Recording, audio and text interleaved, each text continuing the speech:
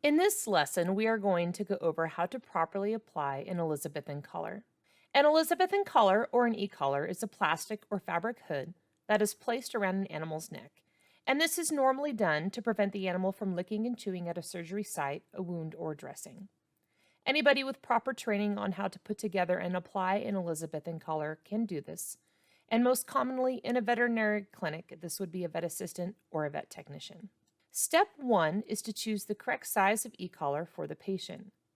You want to make sure that the head can comfortably fit through the hole on the cone, as well as is long enough to cover past the snout of the nose of that animal in order to assure that the cone is being able to be used for what its purpose is. On this slide, it gives an example of cone length, and neck hole circumference, and examples of breeds and common size of Elizabethan collars. Now, that size will not always fit that specific breed of dog, as that dog may be larger or smaller than the norms for that breed, or skinnier or thicker, and based off of that, you may need to go up or down a specific size on an e-collar. On this slide, it shows you where the length, the opening, and the neck hole specifically is going to be measured on an e-collar, and examples of those sizes that range from extra small to large, and what those measurements in inches and centimeters would be. Step two is to correctly prepare the e-collar for placement. Now, there are different types of e-collars, so how this is prepared would be dependent upon the type of e-collar that you are using. Some are going to simply adhere with Velcro, others require plastic pieces to be inserted in specific spots in order for that cone to hold properly. Here is an example of a buster type of an e-collar and showing the steps of how to place that collar together.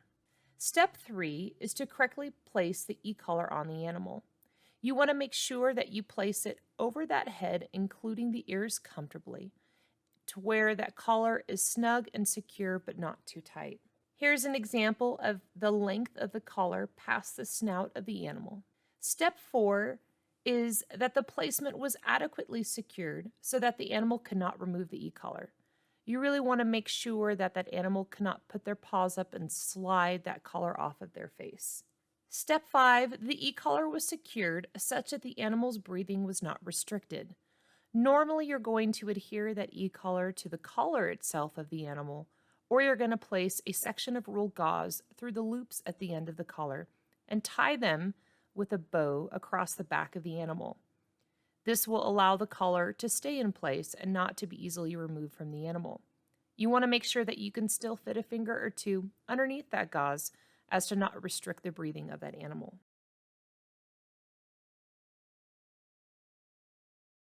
Hi, my name is Courtney Jones. I'm a registered veterinary technician, and I will be properly demonstrating how to apply an Elizabethan collar.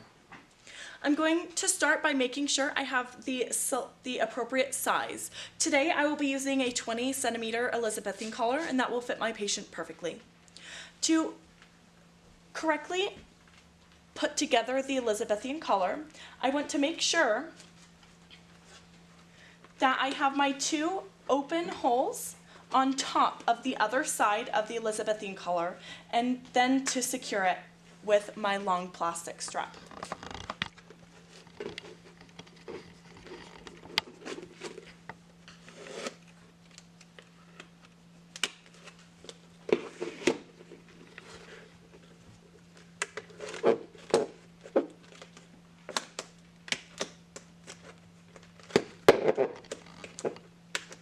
Once I have weaved my plastic strap through this portion here, then I will go on to secure these loops.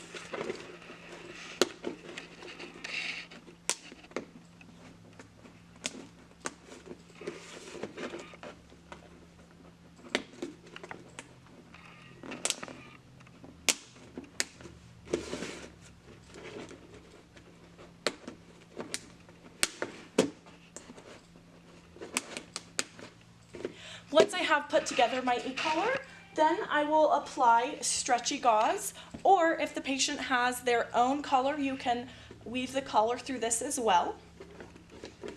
I will just weave my gauze through the loops that I have created, and it is now ready to place on our patient.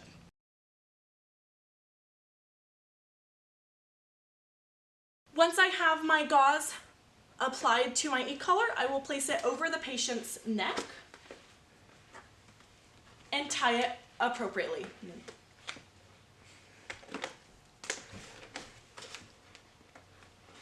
As you can see, my patient is already starting to take this e-collar off. However, I have tied it with my gauze so he's not able to get it off, and I can fit well over 2 fingers under this gauze so I know it's not restricting his breathing.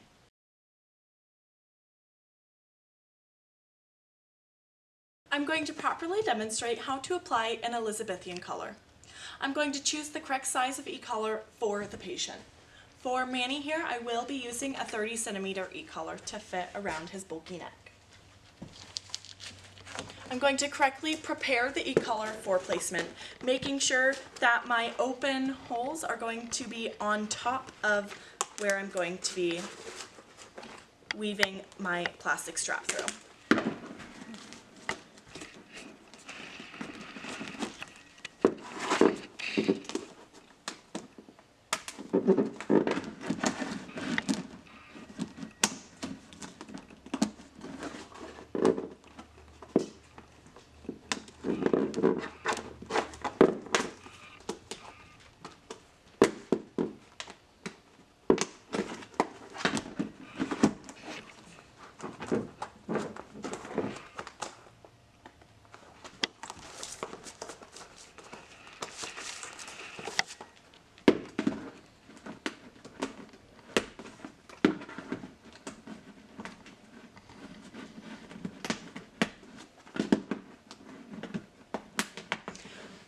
Once I have correctly placed my e-collar, once I have correctly prepared my e-collar for placement, I'm going to place my e-collar on the animal.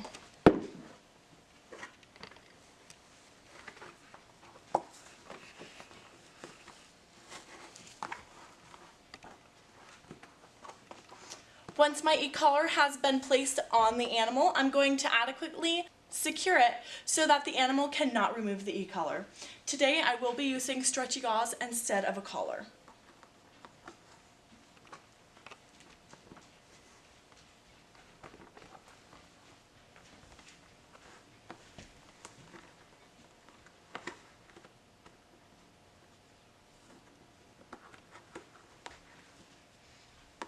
When I tighten my gauze, I want to ensure that my e-collar is secure enough so that the animal cannot remove it again, but not too tight to where it's going to restrict the animal's breathing.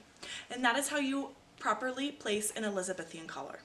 In summary, to properly apply an Elizabethan collar, you must begin by choosing the correct size of e-collar for the patient, then correctly prepare the e-collar for placement, correctly place the e-collar on the animal, make sure that the placement was adequately secured so that the animal cannot remove the e-collar, and then the e-collar would be secured such that the animal's breathing was not restricted.